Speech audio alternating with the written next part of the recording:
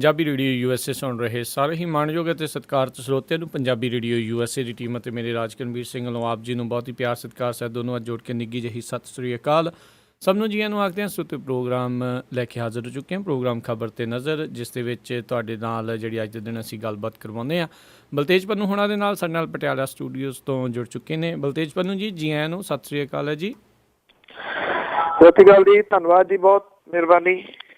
ਸਾਡੇ ਅੱਜ ਦੇ ਪ੍ਰੋਗਰਾਮ ਖਬਰ 'ਤੇ ਨਜ਼ਰ ਨੂੰ ਸਪਾਂਸਰ ਕਰਦੇ ਨੇ ਖਾਲਸਾ ਇੰਸ਼ੋਰੈਂਸ ਏਜੰਸੀ ਵਾਲੇ, ਜਿਨ੍ਹਾਂ ਦੇ ਕੋਲੋਂ ਤੁਸੀਂ ਹਰ ਤਰ੍ਹਾਂ ਦੀ ਇੰਸ਼ੋਰੈਂਸ ਕਰਵਾ ਸਕਦੇ ਹੋ। ਪਤਾ ਕਰਨ ਦੇ ਲਈ ਨੰਬਰ 408 272 2500 408 272 2500। ਇਸ ਦੇ ਨਾਲ ਗੁਰਦੀਪ ਸਿੰਘ ਵਿਰਦੀ, ਪ੍ਰੀਤਮ ਸਿੰਘ, ਤਲਵਿੰਦਰ ਸਿੰਘ ਗਿੱਲ, ਸਤਨਾਮ ਸਿੰਘ ਸ਼ੇਰਗਿੱਲ, ਜਾਫੀ ਸਿੰਘ, ਸੁੱਚਾ ਸਿੰਘ ਅਤੇ Punjabi American senior citizen centre Bakersfield, ਇਹਨਾਂ ਸਾਰਿਆਂ ਦਾ ਬਹੁਤ ਬਹੁਤ ਧੰਨਵਾਦ।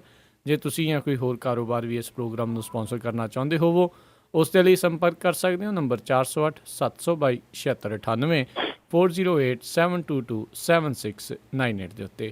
ਅਤੇ ਪੰਨੂ ਜੀ, ਗੱਲਬਾਤ ਦਾ ਸਿਲਸਿਲਾ ਜਿਹੜਾ ਜੀ ਸ਼ੁਰੂ ਕਰਦੇ ਹਾਂ। ਪ੍ਰਧਾਨ ਮੰਤਰੀ ਨਰਿੰਦਰ ਮੋਦੀ ਹੁਣਾਂ ਦੇ ਨਵੇਂ ਦਾਅਵੇ ਅਤੇ ਨਵੇਂ ਵਾਅਦੇ। ਬਿਲਕੁਲ ਜੀ, ਦਾਅਵੇ ਹੀ ਨੇ ਬਹੁਤੇ ਜਿਹੜੇ ਅਜੇ ਤੱਕ ਤਾਂ ਜਿੰਨੇ ਕੁ ਸਾਹਮਣੇ ਆਏ ਨੇ। ਸਾਲ ਪੂਰਾ ਹੋਣ ਦੇ ਉੱਤੇ ਜਿਹੜਾ ਕੰਟੀਨਿਊਸ ਚੱਲ ਰਿਹਾ ਜੀ ਇਹਨਾਂ ਦਾ ਪ੍ਰੋਗਰਾਮ, ਵੱਖ-ਵੱਖ ਪ੍ਰੈਸ ਕਾਨਫਰੰਸਾਂ ਦਾ ਅਤੇ ਮੀਡੀਆ ਦੇ ਵਿੱਚ ਆਪਣੀਆਂ ਜਿਹੜੀਆਂ ਜੀ ਪ੍ਰਾਪਤੀਆਂ ਗਿਣਾਉਣ ਵਾਲਾ, ਉਹਦੇ ਤਹਿਤ ਹੀ ਜਿਹੜੇ ਨਰਿੰਦਰ ਮੋਦੀ ਨੇ ਉਹਨਾਂ ਨੇ ਫਿਰ ਇੱਕ ਵਾਰੀ ਵੱਡੇ ਵਾਅਦੇ ਜਿਹੜੇ ਨੇ ਉਹ ਕੀਤੇ ਨੇ। ਉਹਨਾਂ ਨੇ ਇਹ ਗੱਲ ਜਿਹੜੀ ਹੈ ਜੀ ਆਖੀ ਹੈ ਕਿ ਜਿਹੜਾ ਜ਼ਮੀਨ ਬਿੱਲ ਦਾ ਉਹ ਖਰੜਾ ਮੁੱਖ ਮੰਤਰੀਆਂ ਦੀ ਸਲਾਹ ਦੇ ਨਾਲ ਤਿਆਰ ਕੀਤਾ ਗਿਆ ਤੇ ਸਰਕਾਰ ਇਹਦੇ ਵਾਸਤੇ ਹਰੇਕ ਤਰ੍ਹਾਂ ਦਾ ਜਿਹੜਾ ਸੁਝਾਅ ਹੈ ਉਹਦਾ ਅਜੇ ਵੀ ਜਿਹੜਾ ਜੀ ਉਹ ਸਵਾਗਤ ਕਰਦੀ ਹੈ। ਉਹਨਾਂ ਨੇ ਇਹ ਵੀ ਗੱਲ ਕਹੀ ਹੈ ਕਿ ਜਿਹੜਾ ਇਹ ਭੌ ਪ੍ਰਾਪਤੀ ਜਿਹੜਾ ਬਿੱਲ ਹੈ ਉਹ ਜਿਹੜੀ ਸਰਕਾਰ ਦੇ ਵਕਾਰ ਦਾ ਸਵਾਲ ਨਹੀਂ ਹੈ। ਔਰ ਸਭ ਨੂੰ ਪਤਾ ਕਿ ਨਰਿੰਦਰ ਮੋਦੀ ਉਹਨਾਂ ਨੇ ਇਹਨੂੰ ਵਕਾਰ ਦਾ ਸਵਾਲ ਜਿਹੜਾ ਜੀ ਉਹ ਬਣਾਇਆ ਹੋਇਆ। ਜਿਹੜੀ ਵਨ ਰੈਂਕ ਵਨ ਪੈਨਸ਼ਨ ਹੈ, ਇਹਦੇ ਬਾਰੇ ਉਹਨਾਂ ਨੇ ਕਿਹਾ ਕਿ ਇਹਨੂੰ ਲਾਗੂ ਜਿਹੜਾ ਜੀ ਉਹ ਕੀਤਾ ਜਾਊਗਾ, ਕਦੋਂ ਇਹ ਨਹੀਂ ਉਹਨਾਂ ਨੇ ਦੱਸਿਆ। ਇਹ ਕਿਹਾ ਕਿ ਇਹਦੇ ਸੰਬੰਧ ਦੇ ਵਿੱਚ ਗੱਲਬਾਤ ਜਿਹੜੀ ਹੈ ਜੀ ਉਹ ਚੱਲ ਰਹੀ ਹੈ। ਬਲੈਕ ਮਨੀ ਵਾਲੇ ਮਸਲੇ ਦੇ ਉੱਤੇ ਉਹਨਾਂ ਨੇ ਇਹ ਗੱਲ ਕਹੀ ਹੈ ਕਿ ਭ੍ਰਿਸ਼ਟਾਚਾਰੀਆਂ ਨੂੰ ਕਿਸੇ ਵੀ ਕੀਮਤ ਦੇ ਉੱਤੇ ਬਖਸ਼ਿਆ ਨਹੀਂ ਜਾਊਗਾ। ਇਹਦੀ ਸਾਰੀ ਜਿਹੜੀ ਗੱਲਬਾਤ ਸੀ ਉਹਦੀ ਇੱਕ ਅਹਿਮ ਗੱਲ ਇਹ ਰਹੀ ਕਿ ਜਿਹੜੇ ਹੁਣ ਜਿਹੜੇ 'ਚ ਅਸਲ ਦੇ ਵਿੱਚ ਸਰਕਾਰ ਫਸਦੀ ਹੈ, ਅੱਛੇ ਦਿਨ ਆਉਣੇ ਵਾਲੇ ਹੈ ਜਿਹੜੇ, ਉਹਦੇ 'ਚ ਉਹਦੀ ਪਰਿਭਾਸ਼ਾ ਜਿਹੜੀ ਹੈ ਜੀ ਉਹ ਪਿਛਲੇ ਦਿਨਾਂ ਦੇ ਵਿੱਚ ਵੀ ਬਦਲੀ ਸੀ। ਨਰਿੰਦਰ ਮੋਦੀ ਹੋਰਾਂ ਨੇ ਇਹ ਗੱਲ ਉਹਨਾਂ ਨੇ ਆਖੀ ਸੀ ਕਿ ਮਾੜੇ ਕੰਮ ਕਰਨ ਵਾਲੇ ਜਿਹੜੇ ਨੇ ਜੀ ਉਹਨਾਂ ਦੇ ਜਿਹੜੇ ਅੱਛੇ ਦਿਨ ਨਹੀਂ ਆਏ। ਹੁਣ ਉਹਨਾਂ ਨੇ ਇੱਕ ਪਰਿਭਾਸ਼ਾ ਹੋਰ ਬਦਲੀ ਹੈ। ਉਹ ਕਹਿੰਦੇ ਜਦੋਂ ਕੋਈ ਬਿਮਾਰ ਹੁੰਦਾ ਤਾਂ ਅਸੀਂ ਉਹਨੂੰ ਕਹਿੰਦੇ ਹਾਂ ਫਿਕਰ ਨਾ ਕਰੋ, ਚੰਗੇ ਜਿਹੜਾ ਜੀ ਉਹ ਹੋ ਜਾਓਗੇ, ਚੰਗੇ ਦਿਨ ਜਿਹੜੇ ਨੇ ਉਹ ਆਉਣਗੇ। ਇਹ ਗੱਲ ਜਿਹੜੀ ਹੈ ਜੀ ਬੁਰੇ ਦੇ ਸੰਦਰਭ ਦੇ ਵਿੱਚ ਕਹੀ ਜਾਂਦੀ ਹੈ। ਉਹਨਾਂ ਨੇ ਕਿਹਾ ਕਿ ਇਹਦੇ ਸੰਦਰਭ ਦੇ ਵਿੱਚ ਉਹਨਾਂ ਨੇ ਇਹ ਕਿਹਾ ਸੀਗਾ ਕਿ ਆਸ ਰੱਖੋ ਅੱਛੇ ਦਿਨ ਜਿਹੜੇ ਨੇ ਉਹ ਆਉਣਗੇ। ਅੱਛੇ ਦਿਨ ਕਦੋਂ ਆਉਣਗੇ ਇਹਦਾ ਕੁਛ ਨਹੀਂ ਉਹਨਾਂ ਨੇ ਦੱਸਿਆ, ਭਾਵ ਕਿ ਗੋਲਮੋਲ ਗੱਲ ਜਿਹੜੀ ਹੁਣ ਇਸ ਤਰੀਕੇ ਨਾਲ ਕਰਤੀ ਕਿ ਇਹਨਾਂ ਦੀ ਆਸ ਜਿਹੜੀ ਹੈ ਅੱਛੇ ਦਿਨਾਂ ਦੀ ਉਹ ਨਹੀਂ ਰੱਖੀ ਜਾਣੀ ਚਾਹੀਦੀ। ਕਿਉਂਕਿ ਤੁਹਾਨੂੰ ਯਾਦ ਹੋਣਾ ਕਿ ਜਦੋਂ ਗੱਲ ਹੋਈ ਸੀ ਪਹਿਲਾਂ ਵੀ ਤਾਂ ਜਿਹੜੇ ਪ੍ਰਧਾਨ ਨੇ ਭਾਰਤੀ ਜਨਤਾ ਪਾਰਟੀ ਦੇ, ਉਹਨਾਂ ਨੇ ਕਿਹਾ ਸੀਗਾ ਇਹ ਤਾਂ ਇੱਕ ਜੁਮਲੇ ਦੇ ਤੌਰ ਦੇ ਉੱਤੇ ਵਰਤਿਆ ਗਿਆ ਸੀਗਾ। ਸੋ ਇਸੇ ਕਰਕੇ ਉਦੋਂ ਤੋਂ BJP ਜਿਹੜੀ ਹੈ ਜੀ ਉਹਦੀ ਫੁੱਲ ਫਾਰਮ ਜਿਹੜੇ ਵਿਰੋਧੀ ਧਿਰ ਵਾਲੇ ਉਹ ਭਾਰਤੀ ਜੁਮਲਾ ਪਾਰਟੀ ਵੀ ਕਹਿੰਦੇ ਨੇ ਜੀ। ਬਿਲਕੁਲ। ਅਤੇ ਜਿੱਦਾਂ ਇਹਨਾਂ ਨੇ ਵਿੱਚ ਗੱਲ ਆਖੀ ਵੀ ਅਸੀਂ ਸਾਰਿਆਂ ਦੇ ਸੁਝਾਅ ਲੈਣ ਲਈ ਤਿਆਰ ਹਾਂ, ਅਤੇ ਪਰ ਕਾਫੀ ਸੁਝਾਅ ਆਲਰੇਡੀ ਲੋਕੀ ਦੇ ਵੀ ਚੁੱਕੇ, ਕਿਸਾਨਾਂ ਵੱਲੋਂ ਵੀ, ਬਾਕੀ ਸਿਆਸੀ ਪਾਰਟੀਆਂ ਵੱਲੋਂ, ਫਿਰ ਉਹ ਕਿਉਂ ਨਹੀਂ ਸੁਣਦੇ? ਨਹੀਂ, ਉਹ ਤਾਂ ਗੱਲ ਤਾਂ ਇਹ ਵਾ ਨਾ ਜੀ, ਅਜੇ ਤਾਂ ਸਰਕਾਰ ਜਿਹੜੀ ਆ ਉਹ ਹਨੀਮੂਨ ਦੇ ਵਿੱਚੋਂ ਵਾਪਸ ਨਹੀਂ ਆਈ ਜੀ, ਉਹ ਤਾਂ ਉੱਥੇ ਹੀ ਅਜੇ ਜਿਹੜੀ ਹੈ ਜੀ ਤੁਰੀ ਫਿਰਦੀ ਆ। ਇਸ ਕਰਕੇ ਸੁਣਾਉਣ ਵਾਲੀ ਗੱਲ ਤਾਂ ਜਿਹੜੀ ਉਹ ਹੋ ਹੀ ਨਹੀਂ ਸਕਦੀ ਜੀ। ਸੋ ਜਿੱਥੋਂ ਤੱਕ ਲੋਕਾਂ ਦੀ ਗੱਲ ਹੈ ਜੀ, ਸੁਣੂਗੀ ਸ਼ਾਇਦ ਹੋ ਸਕਦਾ ਜਦੋਂ ਅਖੀਰਲਾ ਸਾਲ ਜਿਹੜਾ ਹੋਊਗਾ। ਇੱਕ ਦੂਸਰੀ ਗੱਲ ਇਹ ਨਾ ਸੁਣਨ ਦਾ ਇੱਕ ਹੋਰ ਜਿਹੜਾ ਜੀ ਉਹ ਰੀਜ਼ਨ ਇਹ ਹੈ ਕਿ ਜਿਹੜੀ ਵਿਰੋਧੀ ਧਿਰ ਹੈ ਉਹ ਸਟਰੋਂਗ ਨਹੀਂ ਹੈਗੀ। ਜਦੋਂ ਵਿਰੋਧੀ ਧਿਰ ਜਿਹੜੀ ਆ ਸਟਰੋਂਗ ਨਹੀਂ ਹੁੰਦੀ, ਫਿਰ ਤੁਹਾਨੂੰ ਪਤਾ ਹੀ ਹੈ ਜੀ ਜਿਹੜੀਆਂ ਸਰਕਾਰਾਂ ਨੇ ਉਹ ਕਿਹੜੇ ਤਰੀਕੇ ਦੇ ਨਾਲ ਲੋਕਾਂ ਦੇ ਗੱਲ ਦੇ ਵਿੱਚ ਜਿਹੜਾ ਉਹ ਗੂਠਾ ਦਿੰਦੀਆਂ ਨੇ। ਵਿਰੋਧੀ ਧਿਰ ਜਿਹੜੀ ਹੈ ਜੀ ਅਸਲ ਦੇ ਵਿੱਚ ਆਫੀਸ਼ੀਅਲੀ ਤੌਰ ਦੇ ਉੱਤੇ ਹੀ ਵਿਰੋਧੀ ਧਿਰ ਜਿਹੜੀ ਆ ਉਹ ਹੈ ਨਹੀਂ ਗੀ ਜੀ। ਇੰਨੇ ਮਾੜੇ ਹਾਲਾਤ ਤਾਂ ਬਹੁਤ ਘੱਟ ਜਿਹੜੇ ਆ ਪਹਿਲਾਂ ਕਦੀ ਪੈਦਾ ਹੋਏ ਨੇ ਜੀ। ਬਿਲਕੁਲ ਜੀ, ਮਨਮਰਜ਼ੀ ਦਾ ਇਹਨਾਂ ਨੂੰ ਪੂਰਾ ਮੌਕਾ ਆ। ਅਤੇ ਅਗਲੀ ਜੇ ਗੱਲ ਕਰੀਏ ਦਿੱਲੀ ਤੇ ਕੇਂਦਰ ਦੀ ਦਿੱਲੀ ਸਰਕਾਰ ਤੇ ਕੇਂਦਰ ਦੀ ਲੜਾਈ ਦੇ ਵਿੱਚ ਦੋਨਾਂ ਧਿਰਾਂ ਨੂੰ ਕਹਿੰਦੇ ਜੀ ਕੋਈ ਖਾਸ ਰਾਹਤ ਨਹੀਂ। ਕੱਲ ਜਿਹੜਾ ਆਪਾਂ ਗੱਲ ਕੀਤੀ ਸੀਗੀ ਕਿ ਜਿਹੜਾ ਬੜਾ ਅਹਿਮ ਦਿਨ ਸੀਗਾ ਜੀ, ਦੋ ਮਾਮਲੇ, ਇੱਕ ਹਾਈ ਕੋਰਟ ਦੇ ਵਿੱਚ ਤੇ ਇੱਕ ਸੁਪਰੀਮ ਕੋਰਟ ਦੇ ਵਿੱਚ ਜਿਹੜਾ ਚੱਲ ਰਿਹਾ ਸੀਗਾ ਜੀ। ਇਸ ਮਾਮਲੇ ਦੇ ਵਿੱਚ ਦਿੱਲੀ ਤੇ ਕੇਂਦਰ ਸਰਕਾਰ ਦੇ ਵਿਚਕਾਰ ਜਿਹੜੇ ਅਧਿਕਾਰਾਂ ਦੀ ਜੰਗ ਨੂੰ ਲੈ ਕੇ ਜਿਹੜੀ ਸੁਪਰੀਮ ਕੋਰਟ ਤੇ ਹਾਈ ਕੋਰਟ ਨੇ ਦੋਵੇਂ ਜਿਹੜੀਆਂ ਧਿਰਾਂ ਨੇ ਉਹਨਾਂ ਨੂੰ ਕੋਈ ਬਹੁਤੀ ਵੱਡੀ ਰਾਹਤ ਜਿਹੜੀ ਆ ਉਹ ਨਹੀਂ ਦਿੱਤੀ। ਉਪ ਰਾਜਪਾਲ ਨਜੀਬ ਜੰਗ ਦੇ ਕੋਲੇ ਦਿੱਲੀ ਸਰਕਾਰ ਦੇ ਸੀਨੀਅਰ ਅਧਿਕਾਰੀਆਂ ਦੇ ਤਬਾਦਲੇ ਤੇ ਨਿਯੁਕਤੀ ਦੇ ਅਖਤਿਆਰ ਜਿਹੜੇ ਉਹ ਰਹਿਣਗੇ। ਉਧਰ ਸੁਪਰੀਮ ਕੋਰਟ ਤੇ ਦਿੱਲੀ ਹਾਈ ਕੋਰਟ ਨੇ ਕੇਂਦਰ, ਦਿੱਲੀ ਤੇ ਉਪ ਰਾਜਪਾਲ ਵਿਚਕਾਰ ਤਾਕਤਾਂ ਦੀ ਵੰਡ ਦੇ ਵਿੱਚ ਬਦਲਾਅ ਕਰਨ ਤੋਂ ਨਾਂਹ ਜਿਹੜੀ ਹੈ ਉਹ ਕੀਤੀ ਹੈ। ਜਿਹੜੇ ਪਟੀਸ਼ਨ ਕਰਨ ਵਾਲੇ ਸੀ ਉਹ ਦੇ ਹੁਕਮਾਂ ਖਿਲਾਫ ਰੋਕ ਲਾਉਣ ਦੀ ਮੰਗ ਕੀਤੀ ਸੀ, ਪਰ ਸੁਪਰੀਮ ਕੋਰਟ ਤੇ ਹਾਈ ਕੋਰਟ ਨੇ ਉਹਨਾਂ ਦੀਆਂ ਪਟੀਸ਼ਨਾਂ ਨੂੰ ਰੱਦ ਕਰ ਦਿੱਤਾ ਤੇ ਕਿਹਾ ਕਿ ਸੰਬੰਧਿਤ ਧਿਰਾਂ ਦਾ ਪੱਖ ਸੁਣੇ ਜਾਣ ਤੋਂ ਬਾਅਦ ਇਹਦੀ ਜਿਹੜੀ ਹੈ ਜੀ ਉਹ ਵਿਚਾਰ ਕੀਤੀ ਜਾਊਗੀ ਜੀ। 21 ਮਈ ਨੂੰ ਜਾਰੀ ਨੋਟੀਫਿਕੇਸ਼ਨ ਨੂੰ ਹਾਈ ਕੋਰਟ ਦੇ ਵਿੱਚ ਚੁਣੌਤੀ ਦਿੱਤੀ ਗਈ ਸੀ, ਜਿਹਦੇ 'ਚ ਉਪ ਰਾਜਪਾਲ ਨੂੰ ਸਰਕਾਰੀ ਨਿਯੁਕਤੀਆਂ ਦੇ ਅਧਿਕਾਰ ਦਿੱਤੇ ਗਏ ਸੀਗੇ ਔਰ ਕੇਂਦਰ ਨੇ ਹਾਈ ਕੋਰਟ ਦੇ ਸਿੰਗਲ ਬੈਂਚ ਦੇ ਵੱਲੋਂ 25 ਮਈ ਨੂੰ ਦਿੱਤੇ ਫੈਸਲੇ ਦਿੱਤੇ ਸਵਾਲ ਜਿਹੜੇ ਉਹ ਖੜੇ ਕੀਤੇ ਸੀਗੇ।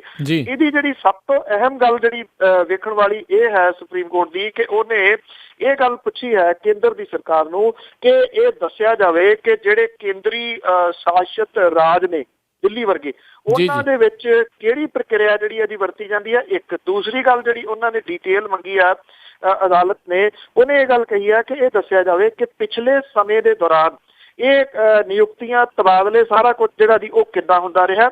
ਭਾਵ ਕਿ ਉਹਨਾਂ ਨੇ ਇਹ ਗੱਲ ਪੁੱਛੀ ਹੈ ਕਿ ਕੀ ਇਹ ਹੁਣ ਲਾਗੂ ਕਰਨ ਦਾ ਜਿਹੜਾ ਸੈਂਟਰ ਦੀ ਸਰਕਾਰ ਨੂੰ ਯਾਦ ਆਇਆ ਜਾਂ ਪਹਿਲਾਂ ਹੀ ਉਹਨੂੰ ਇਹ ਸਾਰਾ ਕੁਝ ਪਤਾ ਸੀਗਾ ਤੇ ਪਹਿਲੀ ਪੁਰਾਣੀ ਜਿਹੜੀ ਪ੍ਰਕਿਰਿਆ ਉਹ ਕੀ ਸੀਗੀ। ਜਦੋਂ ਇਹਦੀ ਡਿਟੇਲ ਜਿਹੜੀ ਇਹਨਾਂ ਦੀ ਸਾਹਮਣੇ ਆਊਗੀ ਤੇ ਆਈ ਥਿੰਕ ਕਾਫੀ ਕੁਝ ਜਿਹੜਾ ਜੀ ਉਹ ਕਲੀਅਰ ਹੋ ਜਾਣ ਦੀ ਆਸ ਹੈ ਜੀ। ਤੇ ਅਗਲੀ ਗੱਲ ਕਰੀਏ, 7 ਤਾਰਾ ਰਿਜ਼ੋਰਟ ਜਿਹੜੀ ਸੜਕ ਕੇਸ ਨੂੰ ਪੂਰੇ ਉਸ ਚੀਜ਼ ਨੂੰ ਲੈ ਕੇ ਸੁਖਬੀਰ ਨੂੰ ਇੱਕ ਧਿਰ ਬਣਾਉਣ ਲਈ ਨੋਟਿਸ। ਇਹ ਮਾਮਲਾ ਕਾਫੀ ਜਿਹੜਾ ਜੀ ਉਹ ਭਖਦਾ ਜਾ ਰਿਹਾ ਹੈ। ਐਕਚੁਅਲੀ ਜਿਹੜੀ ਇਹ ਸੜਕ ਬਣਾਈ ਜਾ ਰਹੀ ਹੈ, ਜਿਹੜਾ 7 ਸਟਾਰ ਪੱਲੜਪੁਰ ਪਿੰਡ ਦੇ ਵਿੱਚ ਬਣ ਰਿਹਾ ਮੈਟਰੋ ਈਕੋ ਗ੍ਰੀਨ ਰਿਜ਼ੋਰਟਸ, ਇਹਦੇ ਤੱਕ ਜਿਹੜੀ ਜਾਂਦੀ ਇਹ ਸੜਕ ਆ ਜੀ 100 ਫੁੱਟ ਚੌੜੀ। ਇਸ ਮਾਮਲੇ ਦੇ ਵਿੱਚ ਜਿਹੜੇ ਪੱਕੀ ਸੜਕ ਬਣਾਉਣ ਦੇ ਮਾਮਲੇ 'ਚ ਪੰਜਾਬ ਹਰਿਆਣਾ ਹਾਈ ਕੋਰਟ ਨੇ ਉਪ ਮੁੱਖ ਮੰਤਰੀ ਸੁਖਬੀਰ ਸਿੰਘ ਬਾਦਲ ਨੂੰ ਧਿਰ ਬਣਾਉਣ ਦੇ ਵਾਸਤੇ ਪੰਜਾਬ ਸਰਕਾਰ ਨੂੰ ਨੋਟਿਸ ਜਿਹੜਾ ਜੀ ਉਹ ਜਾਰੀ ਕੀਤਾ। ਇਸ ਰਿਜ਼ੋਰਟ ਦੇ ਵਿੱਚ ਸੁਖਬੀਰ ਸਿੰਘ ਬਾਦਲ ਤੇ ਉਹਨਾਂ ਦੀ ਪਤਨੀ ਹਰਸਿਮਰਤ ਕੌਰ ਬਾਦਲ ਦਾ ਮੇਨ ਹਿੱਸਾ ਹੈ। ਇੱਕ ਦਿਨ ਪਹਿਲਾਂ ਮੁੱਖ ਮੰਤਰੀ ਪ੍ਰਕਾਸ਼ ਸਿੰਘ ਬਾਦਲ ਹੋਰਾਂ ਨੂੰ ਧਿਰ ਬਣਾਉਣ ਦੇ ਵਾਸਤੇ ਨੋਟਿਸ ਜਿਹੜਾ ਜਾਰੀ ਕੀਤਾ ਗਿਆ ਸੀਗਾ। ਇਹ ਪਟੀਸ਼ਨ ਜਿਹੜੀ ਹੈ ਜੀ ਜੁਵੀਜ਼ਾ ਚੱਡਾ ਨੇ ਦਾਖਲ ਕੀਤੀ ਹੋਈ ਆ ਤੇ ਉਹਨੇ ਦੋਸ਼ ਲਾਇਆ ਕਿ ਜਿਹੜੀ ਇੱਥੇ ਲੈਂਡ ਐਕੁਇਜ਼ੀਸ਼ਨ ਹੋਈ ਹੈ ਉਹਨੂੰ ਕਾਹਲੀ ਦੇ ਵਿੱਚ ਨਿਯਮਾਂ ਦੀ ਉਲੰਘਣਾ ਕਰਕੇ ਜਿਹੜਾ ਜੀ ਉਹ ਕੀਤਾ ਗਿਆ। ਔਰ ਇਹਦੇ ਵਿੱਚ ਉਹਨੇ ਇਹ ਵੀ ਗੱਲ ਆਖੀ ਸੀਗੀ ਕਿ ਮਾਜਰਾ ਪਿੰਡ ਦੀ ਰਾਹੀਂ 100 ਫੁੱਟ ਚੌੜੀ ਤੇ ਕੋਈ 1.5 ਕਿਲੋਮੀਟਰ ਲੰਬੀ ਸੜਕ ਬਣਾਈ ਜਾ ਰਹੀ ਹੈ, ਜਿਹੜੀ ਕਿ ਮੋਹਾਲੀ ਜ਼ਿਲ੍ਹੇ ਦੇ ਪੱਲਣਪੁਰ ਪਿੰਡ ਦੇ ਵਿੱਚ ਬਣ ਰਹੇ ਮੈਟਰੋ ਈਕੋ ਗ੍ਰੀਨ ਰਿਜ਼ੋਰਟ ਤੱਕ ਜਿਹੜੀ ਹੈ ਜੀ ਉਹ ਜਾਂਦੀ ਹੈ। ਉਹਨੇ ਇਹ ਗੱਲ ਕਹੀ ਹੈ ਇਸ ਪਟੀਸ਼ਨ ਦੇ ਵਿੱਚ ਕਿ ਮਸਲਾ ਜ਼ਮੀਨ ਦੇ ਉਸ ਟੋਟੇ ਦੇ ਵਾਸਤੇ ਹੈ ਜਿੱਥੋਂ ਰਿਜ਼ੋਰਟ ਦੇ ਲਈ ਰਾਹ ਜਾਂਦਾ ਔਰ ਲੈਂਡ ਜਿਹੜੀ ਹੈ ਜੀ ਉਹ ਜਿਹੜੀ ਐਕਵਾਇਰ ਕੀਤੀ ਗਈ ਸੀ ਇਹਦੀ ਪ੍ਰਕਿਰਿਆ 14 ਦੇ ਵਿੱਚ ਸ਼ੁਰੂ ਹੋਈ ਸੀ ਔਰ ਇਸ ਸਾਲ ਦੇ ਸ਼ੁਰੂ ਦੇ ਵਿੱਚ ਇਹਦਾ ਅਮਲ ਜਿਹੜਾ ਮੁਕੰਮਲ ਕੀਤਾ ਗਿਆ ਸੀਗਾ। ਪਟੀਸ਼ਨਰ ਨੇ 7 ਕਨਾਲ 15 ਮਰਲੇ ਜ਼ਮੀਨ ਦੀ ਜਿਹੜੀ ਪ੍ਰਾਪਤੀ ਹੈ ਉਹਦੇ ਉੱਤੇ ਇਤਰਾਜ਼ ਜਿਹੜਾ ਜੀ ਉਹ ਉਠਾਇਆ। ਉਹਨੇ ਜਿਹੜਾ ਜੀ ਨੋਟੀਫਿਕੇਸ਼ਨ ਜਿਹੜਾ ਨੋਟਿਸ ਹੈ ਉਹ ਜਾਰੀ ਕਰਤਾ ਗਿਆ ਸਰਕਾਰ ਨੂੰ ਤੇ ਇਹਦੇ ਵਿੱਚ ਧਿਰ ਜਿਹੜੀ ਆ ਜੀ ਉਹ ਬਣਨਾ ਪੈਣਾ ਜੀ ਜਿਹੜੇ ਸੁਖਬੀਰ ਸਿੰਘ ਬਾਦਲ ਹੋਰਾਂ ਨੂੰ। ਤੇ ਮੁੜ ਕੇ ਜਿਹੜੀ ਇਹਦੀ ਕਹਾਣੀ ਦੇਖਦੇ ਆ ਕਿੱਧਰ ਨੂੰ ਸਾਹਮਣੇ ਆਉਂਦੀ ਹੈ। ਦੋ ਕੁ ਮਸਲੇ ਜਿਹੜੇ ਪਿਛਲੇ ਸਮੇਂ ਦੇ ਦੌਰਾਨ ਰਹੇ ਨੇ ਉਹ ਆਪਣੇ ਆਪ ਦੇ ਵਿੱਚ ਕਈ ਸਵਾਲ ਖੜੇ ਕਰਦੇ ਨੇ। ਇੱਕ ਤਾਂ ਹਰਸਿਮਰਤ ਕੌਰ ਬਾਦਲ ਹੋਰੀ ਜਦੋਂ ਔਰਬਿਟ ਕਾਂਡ ਹੋਇਆ ਸੀ ਦਿੱਲੀ ਦੇ ਵਿੱਚ ਕਹਿੰਦੇ ਔਰਬਿਟ ਸਾਡੀ ਨਹੀਂ ਗਈ, ਬਾਅਦ ਦੇ ਵਿੱਚ ਨੋਟਿਸ ਜਿਹੜਾ ਅਦਾਲਤ ਨੇ ਜਾਰੀ ਕਰਤਾ ਔਰਬਿਟ ਦੇ ਸੰਬੰਧ ਦੇ ਵਿੱਚ ਸੁਖਬੀਰ ਸਿੰਘ ਬਾਦਲ ਹੋਰਾਂ ਨੂੰ। ਫਿਰ ਉਹਨਾਂ ਨੂੰ ਪਤਾ ਲੱਗ ਗਿਆ ਕਿ ਔਰਬਿਟ ਕੰਪਨੀ ਉਹਨਾਂ ਦੀ ਹੋਈ ਆ। ਬਠਿੰਡੇ ਦੇ ਵਿੱਚ ਪ੍ਰਕਾਸ਼ ਸਿੰਘ ਬਾਦਲ ਹੋਰਾਂ ਨੂੰ ਹੋਟਲ ਨੂੰ ਜਾਂਦੀ ਸੜਕ ਵਾਲੇ ਮਸਲੇ ਦੇ ਉੱਤੇ ਗੱਲ ਕੀਤੀ ਗਈ, ਕਹਿੰਦੇ ਕਾਕਾ ਸਾਡਾ ਤਾਂ ਕੋਈ ਹੋਟਲ ਨਹੀਂ ਬਣ ਰਿਹਾ। ਹੁਣ ਇਸ ਮਸਲੇ ਦੇ ਵਿੱਚ ਜਦੋਂ ਧਿਰ ਬਣਾ ਲਿਆ ਜੀ ਉਹਨਾਂ ਨੂੰ ਨੋਟਿਸ ਜਾਰੀ ਹੋ ਗਿਆ, ਸ਼ਾਇਦ ਹੁਣ ਉਹਨਾਂ ਨੂੰ ਪਤਾ ਲੱਗ ਗਿਆ ਹੋਣਾ ਵੀ ਇਹ ਹੋਟਲ ਉਹਨਾਂ ਦਾ ਹੀ ਹੈ ਜੀ। ਬਿਲਕੁਲ, ਬਹੁਤ ਸਾਰੀਆਂ ਮੈਨੂੰ ਲੱਗਦਾ ਇੱਦਾਂ ਦੀਆਂ ਕਾਫੀ ਚੀਜ਼ਾਂ ਜਿਹੜੀਆਂ ਅਜੇ ਤੱਕ ਉਹਨਾਂ ਨੂੰ ਪਤਾ ਹੀ ਨਹੀਂ ਆ ਪਰ ਅੰਦਰ ਖਾਤੇ ਚੱਲੀ ਜਾਂਦੀਆਂ ਆ। ਅਗਲੀ ਜਿਹੜੀ ਗੱਲ ਕਰਦੇ ਹਾਂ, ਦਿੱਲੀ ਹਵਾਈ ਅੱਡੇ ਦੇ ਉੱਤੇ ਰਸਾਇਣ ਦੇ ਕਰਕੇ ਦਹਿਸ਼ਤ ਫੈਲੀ ਜੀ। ਇਹ ਕੱਲ ਐਕਚੁਅਲੀ ਦਿਨ ਦੇ ਸਮੇਂ ਜਿਹੜਾ ਇੰਟਰਨੈਸ਼ਨਲ ਏਅਰਪੋਰਟ ਹੈ ਜੀ ਉਹਦੇ ਉੱਤੇ ਕਾਫੀ ਅਫਰਾ ਤਫਰੀ ਜਿਹੜੀ ਜੀ ਉਹ ਬਣ ਗਈ ਜੀ। ਤੁਰਕੀ ਦੀ ਜਹਾਜ਼ ਦੇ ਵਿੱਚੋਂ ਜਿਹੜਾ ਲਾਇਆ ਗਿਆ ਸਮਾਨ ਸੀਗਾ ਜੀ ਉਹਦੇ ਵਿੱਚੋਂ ਰੇਡੀਓ ਐਕਟਿਵ ਵਰਗਾ ਜਿਹੜਾ ਪਦਾਰਥ ਸੀਗਾ ਜੀ ਉਹ ਨਿਕਲਣਾ ਰਿਸਣਾ ਸ਼ੁਰੂ ਹੋ ਗਿਆ। ਅਧਿਕਾਰੀਆਂ ਨੇ ਜਿਹੜੇ ਲੋਕ ਪੈਨਿਕ ਹੋ ਰਹੇ ਸੀ ਉਹਨਾਂ ਦੇ ਵਾਸਤੇ ਇੱਥੇ ਜਿਹੜੀ ਅਨਾਊਂਸਮੈਂਟ ਸੀ ਉਹ ਬਾਰ-ਬਾਰ ਕੀਤੀ ਗਈ ਕਿ ਰੇਡੀਓ ਐਕਟਿਵ ਦਾ ਰਿਸਾਅ ਨਹੀਂ ਹੋਇਆ, ਸਗੋਂ ਆਰਗੈਨਿਕ ਕੋਈ ਤਰਲ ਪਦਾਰਥ ਸੀਗਾ ਜਿਹੜਾ ਕਿ ਇਹ ਲੀਕ ਹੋ ਗਿਆ ਸੀਗਾ। ਅਧਿਕਾਰੀਆਂ ਨੇ ਤੁਰੰਤ ਜਿਹੜਾ ਸੀਗਾ ਜੀ ਉਹ ਸਮਾਨ ਦੀ ਲਦਾਈ ਤੇ ਹੋਰ ਜਿਹੜੇ ਆਪਰੇਸ਼ਨ ਸੀਗੇ ਜੀ ਉਹਨੂੰ ਮੁਅੱਤਲ ਕਰਤਾ ਜੀ। ਔਰ ਸਰਕਾਰ ਦੀ ਤਰਫੋਂ ਵੀ ਬਾਅਦ ਦੇ ਵਿੱਚ ਬਿਆਨ ਇਹ ਜਾਰੀ ਕੀਤਾ ਗਿਆ ਕਿ ਇਹਦੇ ਉੱਤੇ ਮੁਕੰਮਲ ਕਾਬੂ ਜਿਹੜਾ ਜੀ ਉਹ ਪਾ ਲਿਆ ਗਿਆ। ਅਸਲ ਦੇ ਵਿੱਚ ਜਦੋਂ ਇਹ ਸ਼ੁਰੂ ਹੋਇਆ ਉਹਦੀ ਸਮੈਲ ਜਿਹੜੀ ਥੋੜੀ ਆਉਣੀ ਸ਼ੁਰੂ ਹੋਈ ਤਾਂ ਉਸ ਤੋਂ ਬਾਅਦ ਜਿਹੜੀ ਅਫਵਾਹ ਸੀਗੀ ਜੀ ਉਹ ਅਫਵਾਹਾਂ ਨੇ ਚੰਗਾ ਜਿਹੜਾ ਰੌਲਾ ਰੱਪਾ ਸੀਗਾ ਜੀ ਉੱਥੇ ਹਵਾਈ ਅੱਡੇ ਤੇ ਉਹਦੇ ਨੇੜੇ ਤੇੜੇ ਦੇ ਜਿਹੜੀਆਂ ਬਿਲਡਿੰਗਾਂ ਸੀਗੀਆਂ ਜੀ ਉਹਨਾਂ ਦੇ ਵਿੱਚ ਪੈਣਾ ਸ਼ੁਰੂ ਹੋ ਗਿਆ। ਔਰ ਲੋਕ ਜਿਹੜੇ ਸੀਗੇ ਜੀ ਉਹ ਪੁਲਿਸ ਤੇ ਜਿਹੜੇ ਪੱਤਰਕਾਰ ਸੀ ਉਹਨਾਂ ਨੂੰ ਫੋਨ ਜਿਹੜੇ ਸੀ ਉਹ ਨਿਰੰਤਰ ਕਰਦੇ ਰਹੇ ਕਿ ਇਹ ਬੰਦ ਹੋਇਆ ਕਿ ਨਹੀਂ, ਇਹਦਾ ਕੀ ਅਸਰ ਜਿਹੜਾ ਜੀ ਉਹ ਪੈ ਸਕਦਾ। ਜੇ ਐਕਚੁਅਲੀ ਇਹ ਸੀਗਾ ਜੀ ਕਿ ਜੇ ਇਹ ਰਸਾਇਣਕ ਤੱਤ ਜਿਹੜਾ ਸੀਗਾ ਉਹ ਫੈਲ ਜਾਂਦਾ ਤਾਂ ਇਹਦੇ ਨਾਲ ਬਹੁਤ ਵੱਡਾ ਗੰਭੀਰ ਜਿਹੜੀ ਮੁਸ਼ਕਲ ਸੀ ਉਹ ਖੜੀ ਹੋ ਸਕਦੀ ਸੀ ਮਨੁੱਖੀ ਜਾਨਾਂ ਦੇ ਉੱਤੇ ਜੀ। ਜੀ ਤੇ ਅਗਲੀ ਗੱਲ ਕਰੀਏ ਕਿਸਾਨਾਂ ਨੂੰ ਲੈ ਕੇ। ਸਰਕਾਰ ਜਿਹੜੀ ਹੈ ਜੀ ਉਹਨਾਂ ਦੇ ਬੇਮੌਸਮੀ ਜਿਹੜੀਆਂ ਬਾਰਿਸ਼ਾਂ ਹੋਈਆਂ, ਫਸਲਾਂ ਤਬਾਹ ਹੋਈਆਂ, ਬੜੀ ਮਾਮੂਲੀ ਜਿਹੜੀਆਂ ਉਹਨਾਂ ਨੂੰ ਮਿਲ ਰਿਹਾ ਆ ਜੀ ਮੁਆਵਜ਼ਾ।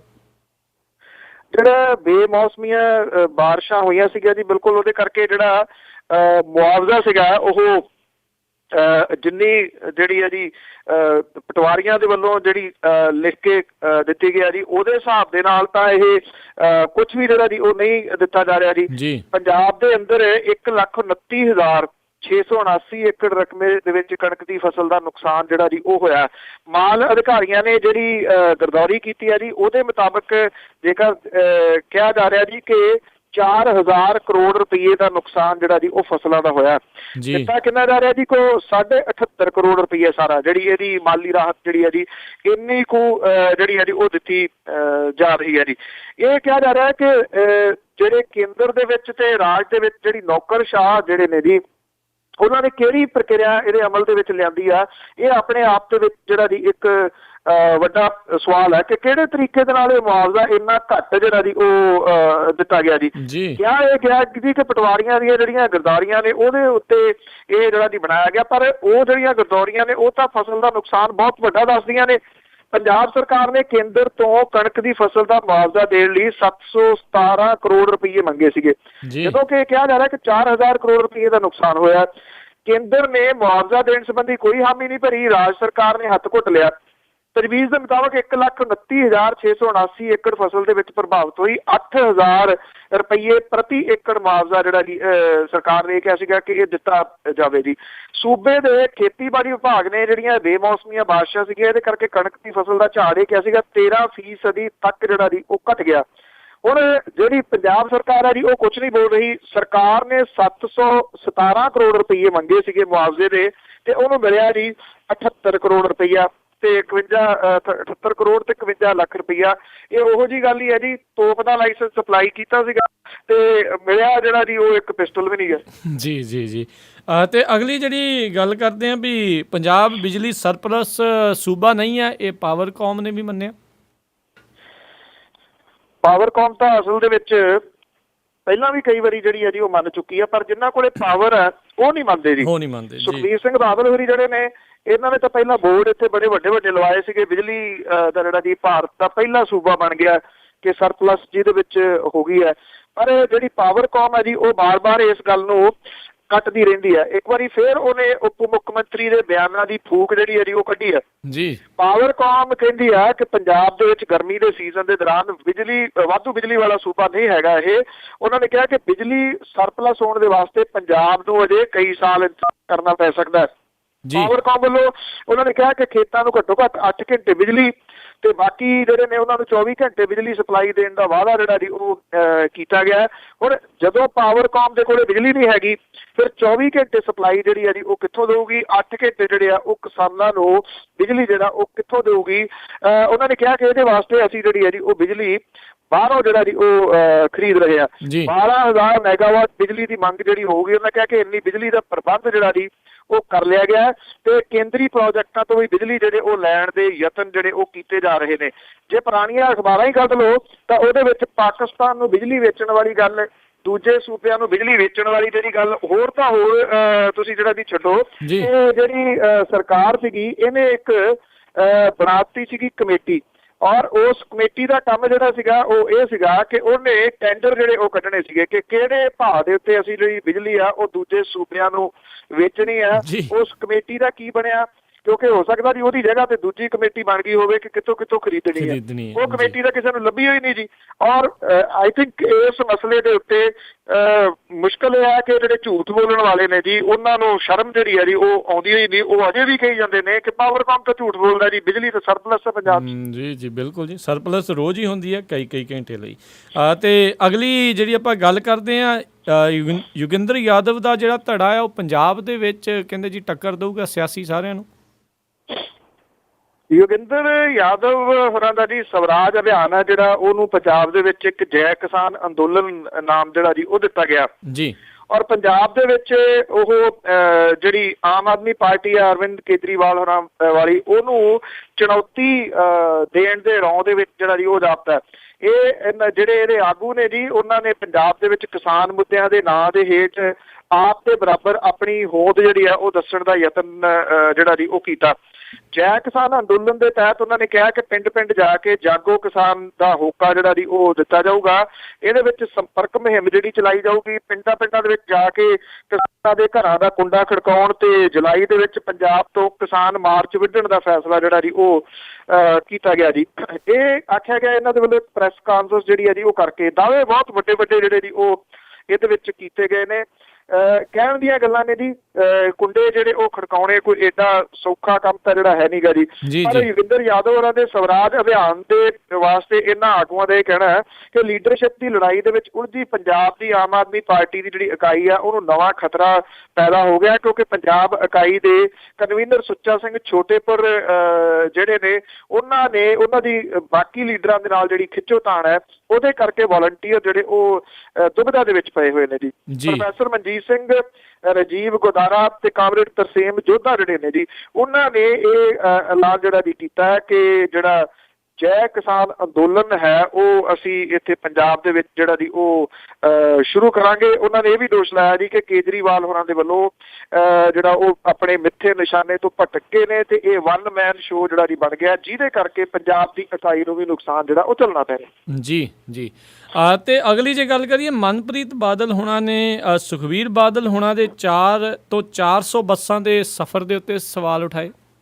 ਜੀ ਬਿਲਕੁਲ, ਮਨਪ੍ਰੀਤ ਬਾਦਲ ਹੋਰਾਂ ਨੇ ਇੱਕ ਜਿਹੜਾ ਸਵਾਲ ਸਭ ਤੋਂ ਵੱਡਾ ਉਠਾਇਆ, ਸਵਾਲ ਤਾਂ ਉਹਨਾਂ ਨੇ ਪੰਜਾਬ ਸਰਕਾਰ ਦੀ ਕਾਰਗੁਜ਼ਾਰੀ ਦੇ ਉੱਤੇ ਕਾਫੀ ਖੜੇ ਕੀਤੇ ਨੇ। ਕਹਿੰਦੇ 1994 ਦੇ ਵਿੱਚ ਸਾਡੇ ਪਰਿਵਾਰ ਦੀ ਵੰਡ ਜਿਹੜੀ ਉਹ ਹੋਈ ਸੀਗੀ ਜਾਇਦਾਦ ਦੀ ਜੀ। 4 ਬੱਸਾਂ ਦੋਵਾਂ ਪਰਿਵਾਰਾਂ ਦੇ ਕੋਲੇ ਜਿਹੜੀਆਂ ਆਈਆਂ ਸਨ, 4 ਦਾਸ ਨੂੰ ਤੇ 4 ਪਾਸ਼ ਨੂੰ। ਉਹ ਕਹਿੰਦੇ ਜੀ ਸਾਡੀਆਂ ਜਿਹੜੀਆਂ 4 ਬੱਸਾਂ ਸੀ ਉਹ ਹੋਈਆਂ 5 ਤੇ ਸੁਖਬੀਰ ਸਿੰਘ ਬਾਦਲ ਹੋਰਾਂ ਦੀ ਔਰਬਿਟ ਕੰਪਨੀ ਜਿਹੜੀ ਹੈ ਜੀ ਉਹ 4 ਤੋਂ 400 ਹੋ ਗਈ। ਉਹਨਾਂ ਨੇ ਸਵਾਲ ਇਹ ਖੜਾ ਕੀਤਾ ਕਿ 4 ਤੋਂ 400 ਬੱਸਾਂ ਇਹ ਜਿਹੜੀਆਂ ਕਿਵੇਂ ਹੋ ਗਈਆਂ, ਇਹਦੀ ਜਾਂਚ ਜਿਹੜੀ ਹੈ ਜੀ ਉਹ ਹੋਣੀ ਚਾਹੀਦੀ ਆ। ਉਹਨਾਂ ਕਿਹਾ ਕਿ ਸਿੱਧੇ ਤਰੀਕੇ ਦੇ ਨਾਲ ਤਾਂ ਹੋਈ ਨਹੀਂ, ਪਰ ਜਿਹੜੀ ਸਰਕਾਰੀ ਟਰਾਂਸਪੋਰਟ ਹੈ ਉਹਦੇ ਬਾਰੇ ਵੀ ਉਹਨਾਂ ਨੇ ਸਵਾਲ ਉਠਾਇਆ ਕਿ ਕਿਵੇਂ ਇਹਨੂੰ ਤਬਾਹ ਜਿਹੜਾ ਜੀ ਉਹ ਕੀਤਾ ਗਿਆ, PRTC ਨੂੰ ਤੇ ਪੰਜਾਬ ਰੋਡਵੇਜ਼ ਨੂੰ। ਉਹਨਾਂ ਨੇ ਇਹ ਵੀ ਗੱਲ ਕਹੀ ਹੈ ਕਿ ਜਦੋਂ ਪੰਜਾਬ ਨੂੰ ਵਿਸ਼ੇਸ਼ ਵਿੱਤੀ ਪੈਕੇਜ ਦੇਣ ਤੋਂ ਨਾ ਜਿਹੜੀ ਆ ਉਹ ਮੋਦੀ ਸਰਕਾਰ ਨੇ ਕਰ ਦਿੱਤੀ ਆ। ਉਹਨਾਂ ਕਿਹਾ ਕਿ ਇਹ ਸ਼ਰਮਿੰਦਗੀ ਵਾਲੀ ਗੱਲ ਹੈ ਸੂਬੇ ਦੇ ਵਾਸਤੇ, ਕਿਉਂਕਿ ਉਹਨਾਂ ਦਾ ਇਹ ਕਹਿਣਾ ਮਨਪ੍ਰੀਤ ਬਾਦਲ ਹੋਰਾਂ ਦਾ ਕਿ ਸਹੀ ਜਿਹੜਾ ਕੇਸ ਸੀਗਾ ਉਹ ਰੱਖਿਆ ਹੀ ਨਹੀਂ ਜਾ ਸਕਿਆ। ਉਹਨਾਂ ਕਿਹਾ ਕਿ ਜਦੋਂ ਤੁਸੀਂ ਇੱਕ ਲੈ ਕੇ ਤੁਰ ਪੈਂਦੇ ਹੋ ਗੁਲਦਸਤਾ, ਉੱਥੇ ਜਾ ਕੇ ਮਿਲ ਪਏ, ਏਦਾਂ ਪੈਕੇਜ ਜਿਹੜੇ ਉਹ ਥੋੜੀ ਮਿਲਦੇ ਨੇ। ਉਹਨਾਂ ਕਿਹਾ ਕਿ ਜਦੋਂ ਤੁਹਾਨੂੰ ਕੇਸ ਜਿਹੜਾ ਉਹ ਪੁੱਟ ਅਪ ਹੀ ਕਰਨਾ ਨਹੀਂ ਆਉਂਦਾ ਤੇ ਫਿਰ ਜਿਹੜਾ ਦੀ ਤੁਹਾਨੂੰ ਉੱਥੋਂ ਆਸ ਜਿਹੜੀ ਆ ਉਹ ਕਿਵੇਂ ਹੋ ਸਕਦੀ ਹੈ ਕਿਸੇ ਰਾਹਤ ਦੀ। ਮਨਪ੍ਰੀਤ ਸਿੰਘ ਬਾਦਲ ਹੋਰਾਂ ਦੇ ਵੱਲੋਂ ਬਾਕੀ ਜਿਹੜੇ ਉਠਾਏ ਹੋਏ ਸਵਾਲ ਦੇ ਇਸ ਤਰ੍ਹਾਂ ਦੇ ਨੇ ਕਿ ਜਿਹੜਾ ਤੁਸੀਂ ਇਹ ਕਹਿ ਸਕਦੇ ਹੋ ਕਿ ਕੁਝ ਵੀ ਜਿਹੜੇ ਉਹ ਰਾਜਨੀਤਿਕ ਨੇ, ਪਰ ਜਿਹੜਾ 4 ਤੋਂ 400 ਬੱਸਾਂ ਵਾਲਾ ਹੈ ਨਾ ਜੀ ਸਵਾਲ ਤਾਂ ਉਹ ਗੰਭੀਰ ਹੈ ਜੇਕਰ ਇਹਦੀ ਜਾਂਚ ਉਹ ਹੋ ਸਕੇ ਤਾਂ। ਜੀ ਬਿਲਕੁਲ। ਅਗਲੀ ਜਿਹੜੀ ਆਪਾਂ ਗੱਲ ਕਰਦੇ ਹਾਂ, ਬੁੜੈਲ ਜੇਲ੍ਹ ਦੇ ਵਿੱਚ ਨਸ਼ਿਆਂ ਦੇ ਉੱਤੇ ਜਿਹੜੇ ਜੀ ਕੋਈ ਰੋਕ ਨਹੀਂ ਲੱਗ ਰਹੀ, ਖੁੱਲ੍ਹੇਆਮ ਜਿਹੜੇ ਜੀ ਪਹੁੰਚ ਰਹੇ ਨੇ। ਦੇਖੋ, ਪਹੁੰਚ ਤਾਂ ਤਕਰੀਬਨ ਸਾਰੀਆਂ ਹੀ ਜਿਹੜੀਆਂ ਜੇਲ੍ਹਾਂ ਨੇ ਜੀ ਉਹਦੇ ਵਿੱਚ ਰਹੇ ਨੇ। ਆਪਾਂ ਜੇਲ੍ਹਾਂ ਦੇ ਗੱਲ ਬੜੀ ਵਾਰੀ ਕੀਤੀ ਹੈ ਕਿ ਕਿਹੜੇ ਤਰੀਕੇ ਦੇ ਨਾਲ ਉੱਥੇ ਨਸ਼ੇ ਜਿਹੜੇ ਉਹ ਪਹੁੰਚ ਰਹੇ ਨੇ।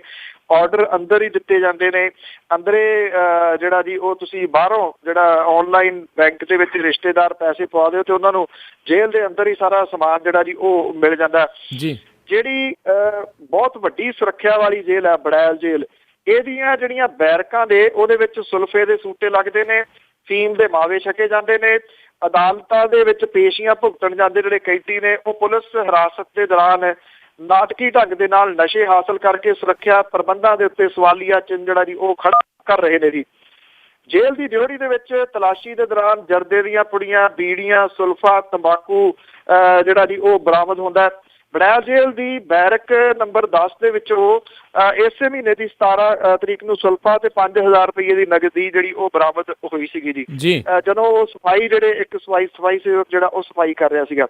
ਇਹ ਵੀ ਕਿਹਾ ਜਾਂਦਾ ਹੈ ਕਿ ਜਿਹੜੀ ਅਫੀਮ ਤੇ ਡੋਡੇ ਜਿਹੜੇ ਨੇ ਉਹ ਵੀ ਆਮ ਅੰਦਰ ਜਿਹੜਾ ਜੀ ਉਹ ਮਿਲ ਜਾਂਦੇ ਨੇ। ਜਿਹੜੇ SSP ਨੇ ਉਹਨਾਂ ਦੇ ਵੱਲੋਂ ਇੱਕ ਡਰੱਗ ਹੈਲਪਲਾਈਨ ਜਿਹੜੀ ਹੈ ਜੀ ਉਹ ਸ਼ੁਰੂ ਕੀਤੀ ਗਈ ਆ। ਔਰ ਇਹ ਦੱਸਿਆ ਗਿਆ ਕਿ ਜਿਹੜੀ ਇਹ ਹੈਲਪਲਾਈਨ ਹੈ ਇਹਦੇ ਉੱਤੇ ਕੋਈ ਹੈਲਪ ਜਿਹੜੀ ਉਹ ਕਰਨ ਦੀ ਕੋਸ਼ਿਸ਼ ਨਹੀਂ ਕਰਦਾ। 3-4 ਬੰਦੇ ਨੇ ਜਿਹੜੇ ਕਿਤੇ ਕਿਤੇ ਇਹਦੇ ਉੱਤੇ ਕਮੈਂਟ ਕਰਦੇ ਨੇ, ਕੋਈ ਗੁੱਡ ਮਾਰਨਿੰਗ ਲਿਖਦਾ ਤੇ ਕੋਈ ਗੁੱਡ ਈਵਨਿੰਗ ਜਿਹੜਾ ਜੀ ਉਹ ਲਿਖਦਾ। ਇਹਦੇ ਤੋਂ ਵੱਧ ਜਿਹੜੀ ਹੈ ਜੀ ਉਹ ਗੱਲ ਚੱਲ ਨਹੀਂ ਰਹੀ। ਪਰ ਪੁਲਿਸ ਦੀ ਜਿਹੜੀ ਹੈ ਜੀ ਉਹ ਮਦਦ ਆਮ ਲੋਕ ਕਿਉਂ ਨਹੀਂ ਕਰ ਰਹੇ, ਇਹ ਆਪਣੇ ਆਪ ਦੇ ਵਿੱਚ ਬਹੁਤ ਵੱਡਾ ਸਵਾਲ ਹੈ। ਸ਼ਾਇਦ ਪੁਲਿਸ ਜਿਹੜੀ ਹੈ ਜੀ ਉਹ ਆਮ ਲੋਕਾਂ ਦੀ ਮਦਦ ਲੈਣਾ ਹੀ ਨਹੀਂ ਚਾਹੁੰਦੀ ਜੀ। ਸ਼ਾਇਦ ਤੇ ਅਗਲੀ ਜੇ ਗੱਲ ਕਰੀਏ, ਮੁੱਖ ਮੰਤਰੀ ਪੰਜਾਬ ਹੁਣਾਂ ਦੇ ਸੱਦੇ ਦੇ ਉੱਤੇ ਪ੍ਰਧਾਨ ਮੰਤਰੀ ਮੋਦੀ ਕਹਿੰਦੇ ਆ ਜੀ ਸ਼੍ਰੀ ਅਨੰਦਪੁਰ ਸਾਹਿਬ ਆ ਰਹੇ ਨੇ 19 ਨੂੰ। ਇਹ ਕਿਹਾ ਗਿਆ ਜੀ ਕਿ ਉਹਨਾਂ ਨੇ ਸੱਦਾ ਜਿਹੜਾ ਜੀ ਉਹ ਪ੍ਰਵਾਨ ਕਰ ਲਿਆ ਤੇ ਇੱਥੇ ਜਿਹੜਾ ਜੀ ਉਹ ਜੂਨ ਮਹੀਨੇ ਦੇ ਵਿੱਚ ਜਿਹੜਾ ਜੀ 19 ਤਰੀਕ ਨੂੰ ਆਉਣਗੇ ਜੀ ਅਨੰਦਪੁਰ ਸਾਹਿਬ ਦੇ ਵਿੱਚ। ਹੁਣ ਹੋ ਸਕਦਾ ਜੀ ਥੋੜੇ ਦਿਨ ਛਣਕਣਾ ਖੜਕਾਉਣ ਨੂੰ ਫੇਰ ਲੱਭ ਜਾਣਗੇ ਪੰਜਾਬ ਸਰਕਾਰ ਨੂੰ, ਪਤਾ ਨਹੀਂ ਉਹ ਪੈਕੇਜ ਲੈ ਕੇ ਆ ਰਹੇ ਨੇ, ਆਉਣਗੇ ਭਾਸ਼ਣ ਸੁਣਾਉਣਗੇ ਤੇ ਚਲੇ ਜਾਣਗੇ ਜੀ। ਬਿਲਕੁਲ। ਤੇ ਸਰੋਤਿਓ, ਇਹ ਸੀਗੀਆਂ ਸਾਡੀਆਂ ਅੱਜ ਦੀਆਂ ਕੁਝ ਖਬਰਾਂ ਜਿਨ੍ਹਾਂ ਦੇ ਬਾਰੇ ਸਾਨੂੰ ਜਾਣਕਾਰੀ ਦੇ ਰਹੇ ਸੀ ਬਲਤੇਜ ਪੰਨੂ ਜੀ। ਤੇ ਬਲਤੇਜ ਪੰਨੂ ਜੀ, ਜਾਣ ਤੋਂ ਪਹਿਲਾਂ ਅਜਨਾਮਾ ਕਿ ਹੁਕਮ ਆਉਣ ਕਚਹਿਰੀ ਤੋਂ ਪੇਸ਼ ਹੋਣਾ, ਅਫਸਰ ਜਾਣ ਤੋਂ ਕੰਨੀ ਕਤਰਾਈ ਜਾਵੇ ਜੀ। ਹੁਕਮ ਆਉਣ ਕਚਹਿਰੀ ਤੋਂ ਪੇਸ਼ ਹੋਣਾ, ਅਫਸਰ ਜਾਣ ਤੋਂ ਕੰਨੀ ਕਤਰਾਈ ਜਾਵੇ। ਫਿਰ ਉਹ ਘਰ ਦਾ ਦਲੀਲ ਰੁਝੇਵਿਆਂ ਦੀ ਜਿਹੜੀ ਅੱਗੇ ਨਹੀਂ ਮੰਨੀ ਮਨਾਈ ਜਾਵੇ ਜੀ। ਕਿਸੇ ਜੂਨੀਅਰ ਨੂੰ ਜਾਣ ਨੂੰ ਆਖ ਦਿੰਦਾ, ਉਹ ਵੀ ਜੱਜਾਂ ਤੋਂ ਝਾੜ ਹੀ ਖਾਈ ਜਾਵੇ। ਹੁਕਮ ਪੇਸ਼ੀ ਲਈ ਫਿਰ ਵੀ ਪਹੁੰਚ ਜਾਂਦਾ, ਹੁਣ ਕੀ ਬਚਣ ਲਈ ਵਿਧ ਬਣਾਈ ਜਾਵੇ ਜੀ। ਆਖੇ ਜਿਨ੍ਹਾਂ ਦੇ ਗਲਤ ਕਈ ਕੰਮ ਕੀਤੇ, ਕਹਿੰਦੇ ਹਨ ਘਬਰਾਉਣ ਦੀ ਲੋੜ ਨਹੀਂ ਜੀ। ਆਖੇ ਜਿਨ੍ਹਾਂ ਦੇ ਗਲਤ ਕਈ ਕੰਮ ਕੀਤੇ, ਕਹਿੰਦੇ ਹਨ ਘਬਰਾਉਣ ਦੀ ਲੋੜ ਨਹੀਂ। ਰੱਖੀ ਬੈਠੇ ਤਿਆਰ ਕੋਈ ਨਵਾਂ ਅਫਸਰ, ਪਿੱਛੇ ਪਰਤ ਕੇ ਆਉਣ ਦੀ ਲੋੜ ਨਹੀਂ ਜੀ। ਬਹੁਤ ਬਹੁਤ ਧੰਨਵਾਦ ਬਲਤੇਜ ਪੰਨੂ ਜੀ, ਤੁਸੀਂ ਸਾਡੇ ਨਾਲ ਜੁੜੇ, ਇਹਨਾਂ ਖਬਰਾਂ ਬਾਰੇ ਸਾਨੂੰ ਜਿਹੜੀ ਜਾਣਕਾਰੀ ਦਿੱਤੀ। ਅਗਲੇ ਬੁਲੇਟਿਨ ਤੱਕ ਲਈ ਤੁਹਾਡਾ ਬਹੁਤ ਬਹੁਤ ਧੰਨਵਾਦ, ਮਿਹਰਬਾਨੀ, ਸਤਿ ਸ੍ਰੀ ਅਕਾਲ। ਬਹੁਤ ਮਿਹਰਬਾਨੀ ਜੀ, ਥੈਂਕ ਯੂ, ਸਤਿ ਸ੍ਰੀ ਅਕਾਲ ਜੀ। ਸੋ ਤੁਸੀਂ ਸੁਣ ਰਹੇ ਸੀ ਆਪਾਂ ਅੱਜ ਦਾ ਇਹ ਪ੍ਰੋਗਰਾਮ ਖਬਰ ਤੇ ਨਜ਼ਰ, ਤੇ ਅੱਜ ਦਾ ਪ੍ਰੋਗਰਾਮ ਹੁਣ ਇੱਥੇ ਹੀ ਸਮਾਪਤ ਹੈ। ਹੁਣ ਮੈਨੂੰ ਰਾਜਕਰਨਵੀਰ ਸਿੰਘ ਨੂੰ ਵੀ ਇਜਾਜ਼ਤ ਦਿਓ। ਮੇਰੇ ਵੱਲੋਂ ਵੀ ਆਪ ਸਭ ਨੂੰ ਬਹੁਤ ਹੀ ਪਿਆਰ ਸਤਿਕਾਰ ਸਹਿਤ ਦੋਨੋਂ ਹੱਥ ਜੋੜ ਕੇ ਨਿੱਕੀ ਜਿਹੀ ਸਤਿ ਸ੍ਰੀ ਅਕਾਲ। ਜਿਉਂਦੇ ਵਾਸਤੇ ਰਹੋ, ਹੱਸਦੇ ਖੇਲਦੇ ਰਹੋ ਤੇ ਸੁਣਦੇ ਰਹੋ ਜੀ ਪੰਜਾਬੀ ਰੇਡੀਓ USA।